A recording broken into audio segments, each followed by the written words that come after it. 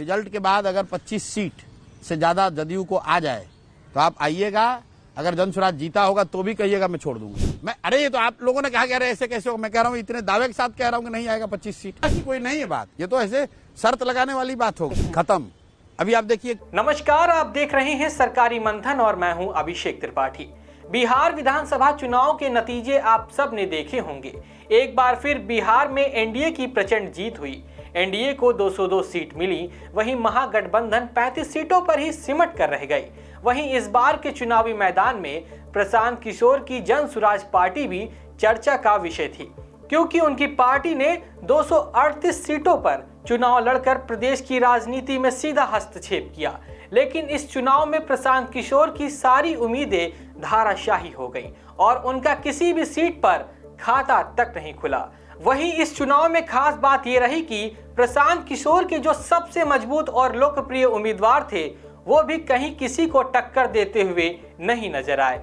वहीं इस चुनाव से पहले जन स्वराज की सभाओं में प्रशांत किशोर को सुनने के लिए उमड़ने वाली भीड़ इस बात का कहीं ना कहीं ये संकेत दे रही थी कि वो एनडीए और महागठबंधन दोनों को भारी नुकसान पहुंचा सकते हैं। पर इलेक्शन कमीशन के परिणामों को देखकर तो ऐसा बिल्कुल भी नहीं लगा कि प्रशांत किशोर ने कोई जमीन तैयार की थी। वहीं प्रशांत किशोर ने चुनाव प्रचार के दौरान एक मीडिया इंटरव्यू में दावा किया था कि इस बार के विधानसभा चुनाव में जनता दल यूनाइटेड जेडीयू को 25 सीट से ज्यादा नहीं मिलने वाला है। उन्होंने आगे कहा था कि यदि ऐसा नहीं हुआ तो वो संन्यास ले लेंगे। राजनीति में प्रशांत किशोर की छवि कुछ वक्त पहले बेहतरीन चुनावी रणनीतिकार के रूप में देखी जाती थी। प्रशांत किशोर पीके को कई राजनीतिक दलों और नेताओं की चुनावी सफलताओं का मास्टरमाइंड माना जाता है, लेकिन उनका सबसे बड़ा राजनीतिक दांव बिहार में बुरी तरह विफल साबित हुआ। चुनावी नतीजों में जन स्वराज के एक भी कैंडिडेट को जीत नहीं मिली।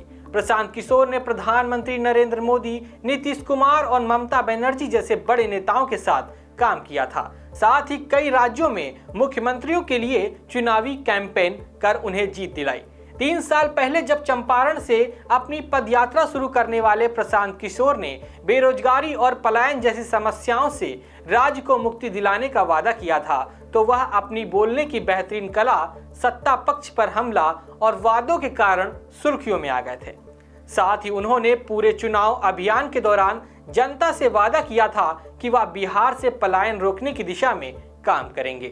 प्राप्त जानकारी के मुताबिक प्रशांत किशोर का जन्म 1977 में बिहार के रोहतास जिले के कोनार गांव में हुआ था। बाद में उनके पिता की पोस्टिंग बक्सर में हुई, जहां वे डॉक्टर के रूप में कार्यरत थे। प्रशांत किशोर ने अपनी शुरुआती स्कूली पढ़ाई भी बक्सर में ही पूरी की थी। 10वीं के बाद उन्होंने करीब 2 साल पढ़ाई छोड़ दी थी। इसके बाद उन्होंने पटना साइंस कॉलेज में दाखिला लिया।